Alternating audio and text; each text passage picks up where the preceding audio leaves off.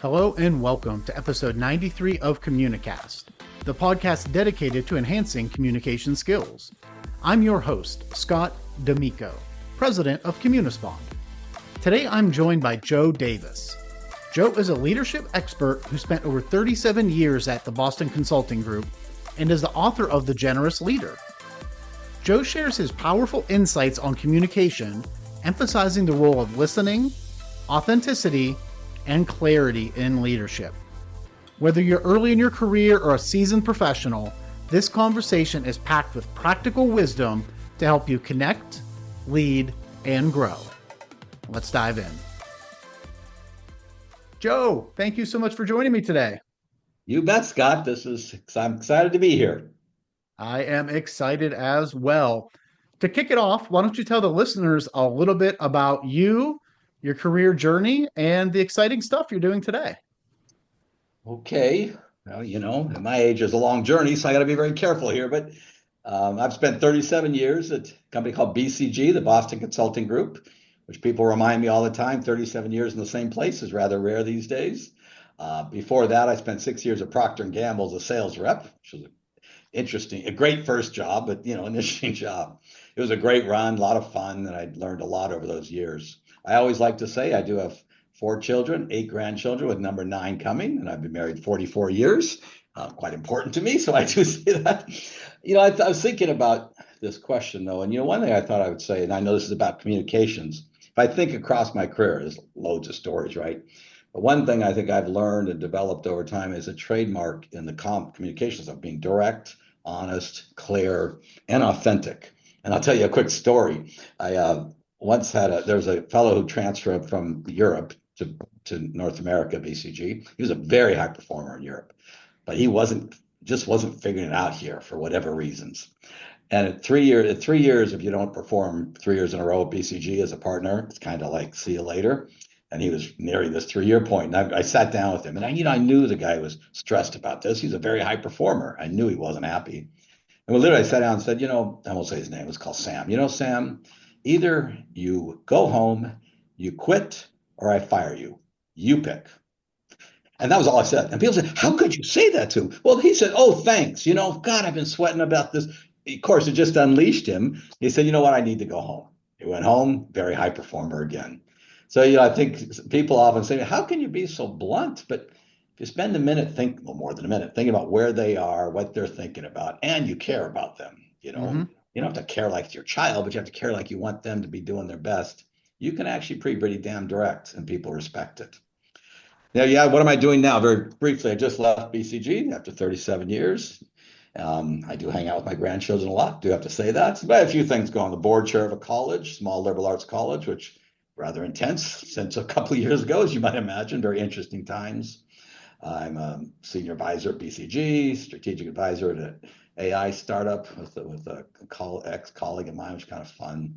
But I think a lot of what I'm trying to do is figure out how to give back. You get in my stage, you start to think, what's the legacy? What's your purpose? What do you want to do? And I look back and think, what I really like to do is help others to, thrive at their full potential. Of course, I'm going to do that with my grandchildren. Why wouldn't I? And with my children. But if I can help others through coaching or just mentoring friends of mine, speaking, etc. That's one thing I'm trying to do with the next chapter. But I'm only 3 months into it, so I'm still sorting it out. There you go. That's not too long of an answer. No, perfect. Yeah, 3 months compared to 38 years, 40 plus years working. Yeah, it's still early stages. We'll give you some time to figure that out. I know. And I will say I've recorded about 100 of these episodes so far. I think 37 years at the same place is the record.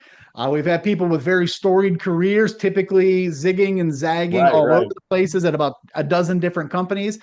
I'll have to go back to I think 37 years is the longest. So that's fantastic. Testament to you, and I'm sure your communication skills, as you mentioned, being direct, and sometimes people conflate direct with being rude. To me, it's completely different things. Direct oftentimes provides clarity, and clarity is kindness.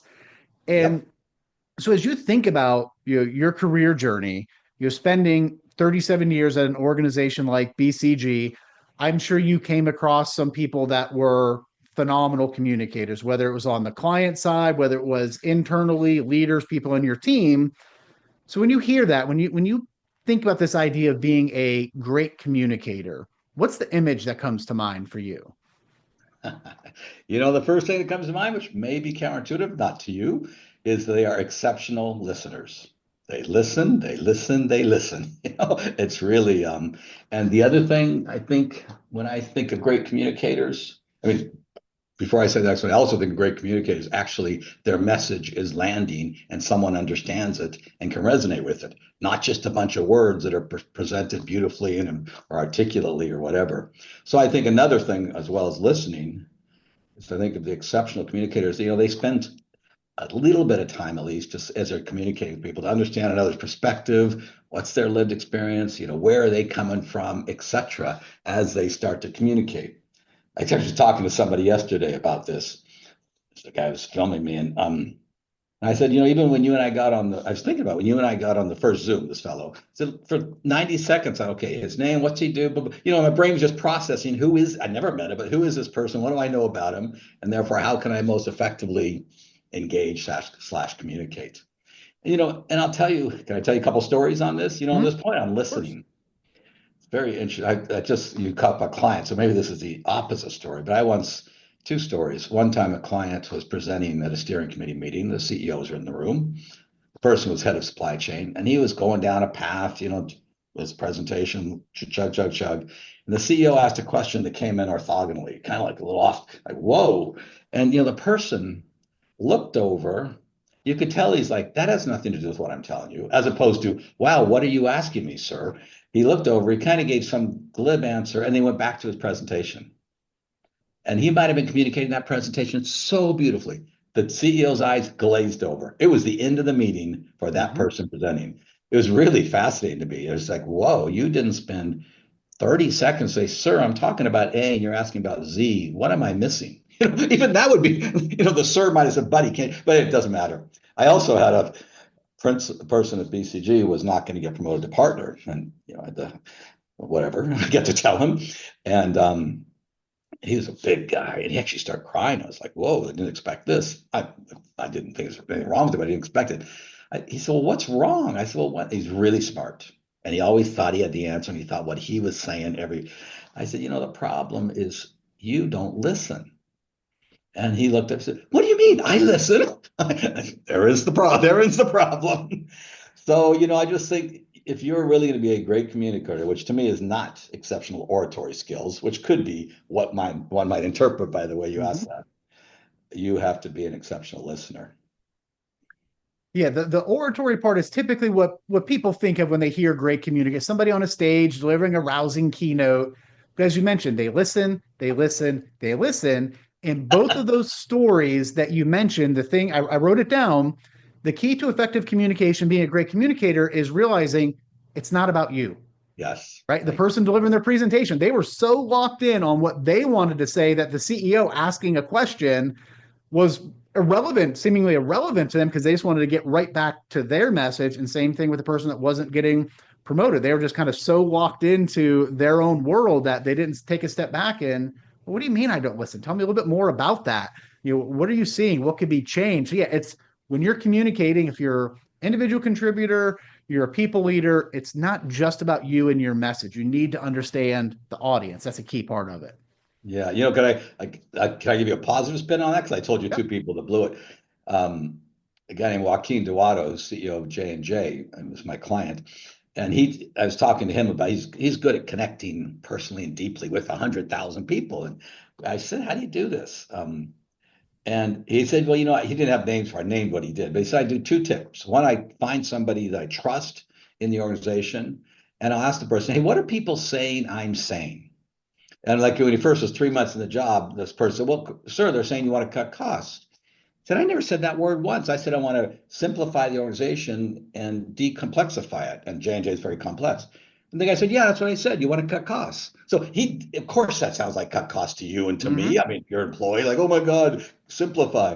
But that's not at all what he meant. But, it wasn't landing. Or he told me one other tip he does, which is something all of us could use is if he's going to give a big presentation or a big speech or a town hall to everybody, he'll write it out, of course, whatever, prep it, and then he'll practice with 7 or 8 employees, people that work at J&J.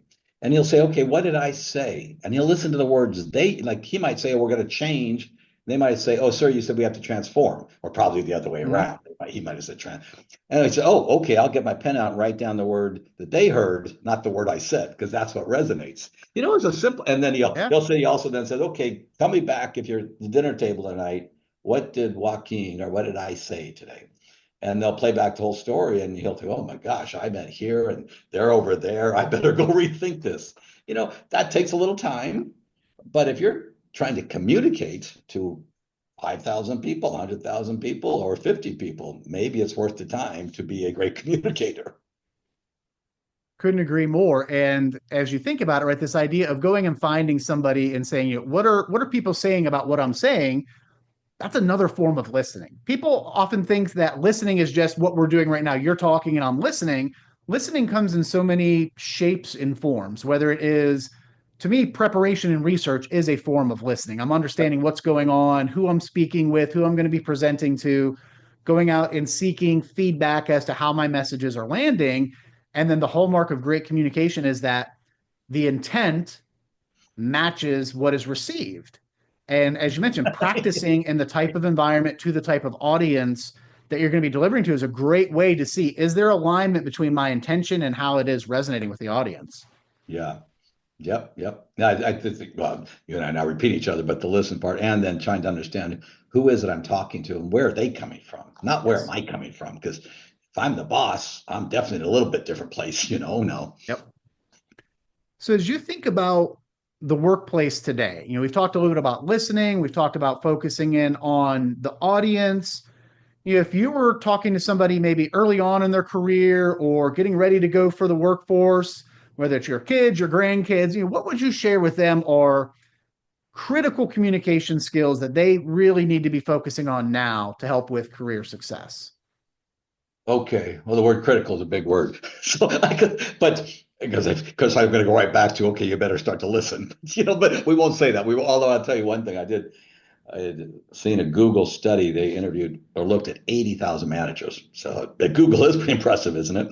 And Mm-hmm. what makes the best managers? And the best ones are great coaches. And what made them great coaches? They engaged with the teams, with the people. And how did they engage most effectively? They asked and they listened. They asked and they listened, but they asked questions. This is maybe that's a little bit twist on the listening. If Mm-hmm. you're going into the work world, probably one of the smarter things you can do is ask a lot of questions, ask a lot, and don't. I know you're thinking, oh my God, but I'll look like a dummy. Hey, if you waste people's time because you're doing the wrong stuff, they really get frustrated. So Mm-hmm. asking questions.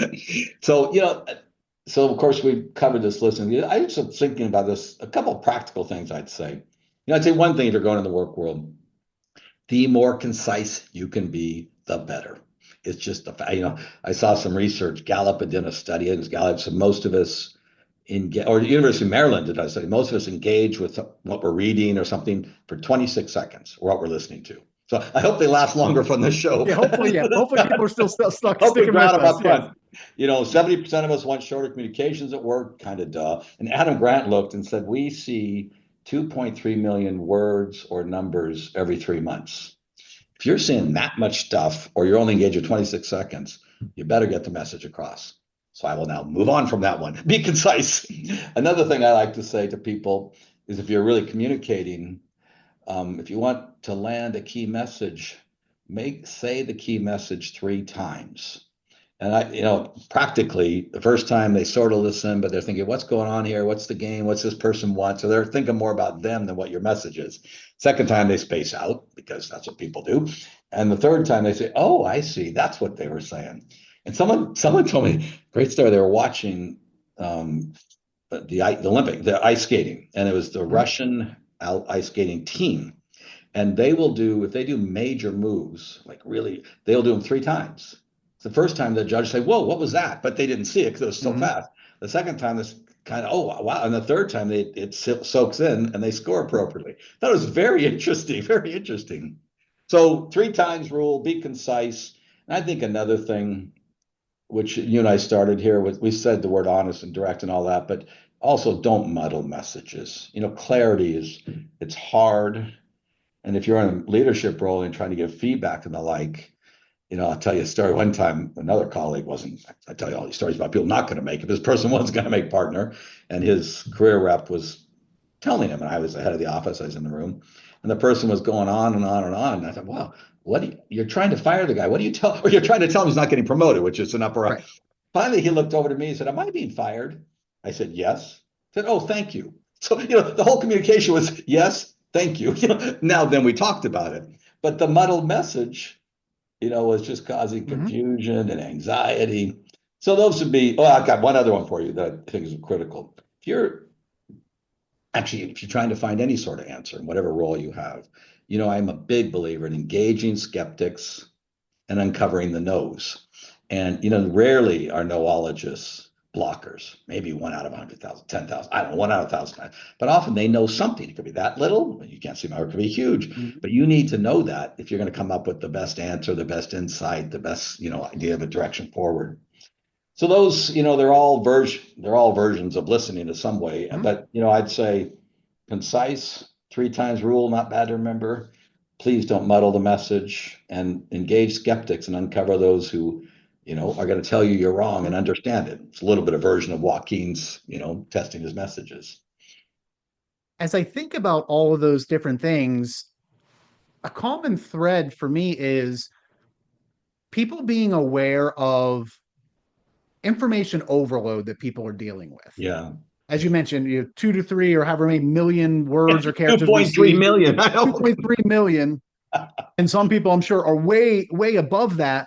Of But if you have course. people with the amount of phone calls, emails, text messages, Slack messages, documents they have to read, presentations they're looking at, slide decks, whatever it is, people are just bombarded all day, every day, at home and at work. My wife and I joke, we need to hire an assistant to manage the emails just for our school's kids and sports activities, right? So there's so much stuff going on in people's lives that if you're not concise, if you are only putting your message out there once, and when you put it out, it's muddled, and you're not really asking questions to get that clarity, and you're not trying to engage with people who may be on the counter side of that, your communications are going to get lost in the mix, are going to fall flat. So I wholeheartedly agree. It's this idea of information overload that we're dealing with, and all the things you talked about are different little strategies that you can do to make sure that your message stands out and is heard.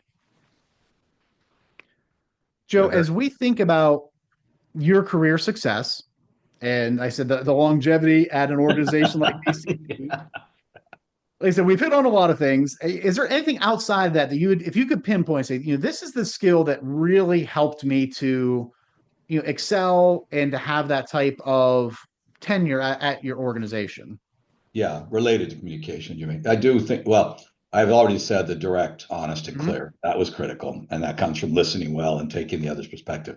The other one, which we haven't touched on, and I'm a big believer in, and I know it's a little cliche, is, being authentic and or vulnerable. You can even blur the words if you want when you're communicating, and, sharing a bit about yourself. And, you asked about my career. I mean, it's interesting because I'm willing to show vulnerability. And it's funny though, things way back in my life. And someone had said, well, think back to your life and when were there highly vulnerable moments and how did it work out? By the way, you're still here. So it's okay to show a little, but Mhm. I was got married when I was 23 and I cried through my vows. I was so embarrassed. 23-year-old guy crying. Well, the number of people that came up afterwards, oh, Joe, that was so wonderful. The emotion in the room. I didn't process at age 23 that was a positive thing. I was still, Mhm. and then my mom died when I was 30, so a few years later. And this time I sobbed through when I was supposed to be up there and talk. And the minister, the priest said, well, Joe, don't worry, for tears are the fountains of love. And same thing, all these people came up. That was so wonderful. And, started to clue into me, showing a little emotion when it's Mhm. allowed, the appropriate moment, uh, actually, people respect it. They don't think you're some loser. And how come you couldn't hold it together, Joe? Nobody said that. They said, well, you just. So I think this whole thing of authenticity and vulnerability is, it's just critical when and especially if you're a leader, you want people to follow you. I mean, trying to pretend you know it all. I mean, during COVID, most of the best leaders of course, said, "Well, I'm not sure where we're going, but we're all going to go Mhm. together." Like Yep. Scott Kirby said, he was told to his team, his CEO of United, "Well, I'm not sure we're going to fly again." And his executives, "You can't say that. You're supposed to know what the answer." He said, "Well, guys, who knows? If I went up there and said, 'Well, we'll be flying in 3 months,' everyone's going to think I'm a liar. If I go up there and say, 'Well, we're going to be flying in 3 years and two,'" he said, "I don't know, but we're all in it together." That was highly respected. Now, someone would say, "Well, the leader's not supposed to say, 'I don't know.'" But there are moments where that kind of authenticity Mhm. and vulnerability, you get people following you. So I think that's the other thing that was very useful to my career, was sharing some of myself in my I think communication. in those moments when there is chaos and there's things are maybe a little tumultuous and not steady and your organization's going through change, that authenticity pays dividends. Yeah, When you feel comfortable saying, you know what, I don't know, right? I don't know where we're going. Things aren't fully baked yet, but what I do know is, right? And if you can say, here's what I do know, and here's the most important thing that we can focus on today. If you right. kind of give your team that North Star, it might not be the finish line, but it's another lap around the track. Here's what we should be focusing on today. That really drives that engagement, and people, I think they connect with that. They realize, okay, yes, we don't know the answers yet, but we have part of the variables that we can start working on the equation. Well, yeah, I like the way you say it, because what is this? I've looked at the whole world. We're going to do these two things. Okay, so the leader at least has a clarity, and Yes. hopefully he or she's right. We don't know. But what's worse if you just say, "No, no, don't worry, we'll be flying again."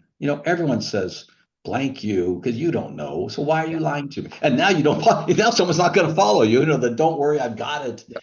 does not usually inspire confidence, especially in tougher times. Maybe when everything's wonderful, nobody cares. Exactly. Joe, who's someone from throughout your career that has had an impact on your communication style? Maybe something you picked up from them along the way and put it into your toolbox, so to speak. Well, I had a mentor. I was quite lucky, probably 20, 25 of those 37 years, a guy named Steve Gunby. He's now CEO of FTI, but he was at BCG forever with me. He was my mentor, and he was very direct and very clear. He might have been a little bit tough, but it was all about, because I want you got to be better. Not, and then when you're better, things will be, we'll all survive, we'll all thrive. So there's no question that I picked up the clarity of direct, honest, try to give feedback, except for example, in the moment. I might be a little less tough, just personality wise. That's fine. Hmm. And I contract when you say is thinking, when you say picking that up, because when I was a P&G, I was made manager like whatever 3 years, just kind of these manager track things. I had three sales guys. I was 24, they were 40 plus. And of course, I was scared of them just because I'm 24. Even if I was the boss, I'm scared of them. And I would ride with them every 2 weeks and never get feedback because I was afraid. Now, what do I know? All I did was work for 2 years as a rep and read the manual. And then I came time to year-end feedback, and I wrote the feedback for this one guy's name was Rich. Wrote it all down, everything I'd seen over the year. Started launching into this, and he cuts me off maybe 1 or 2 minutes. Said, "Joe, what the heck?" Except to use a different word. "You ride with me every 2 weeks, and you've never told me any of this." There was no directness, no clarity, no honesty in me at that stage. And if I look now that moment was actually quite powerful for me. But then I observed this mentor and how he did it, only wanting people to be better. Sometimes it might have been tough. And I think that influenced me a lot. And I sure as hell know I changed over my career, no question. Yeah, getting that feedback in real time is much more valuable than Oh, getting yeah. it a week, a month, a year later. And with the Communispond, the company that I lead, that's one of the big things we focus on is providing immediate feedback, stopping the behavior, correcting it, giving them opportunities to practice it. Because as they see the impact of the changes are making immediately, the likelihood that that behavior is going to stick grows exponentially. No, that's a great point. Joe, as we're wrapping up here, what piece of closing advice would you have for those folks listening, just really in general around the importance of the skills that we talked about today? Well, I know you believe this too. I think these skills are essential to help actually you, the person, move from being a great manager, which is fine, to be an exceptional leader. Communicating well, all those things is a leadership trait. It's not just a management trait. So something I can say, remember, you don't know what you don't know.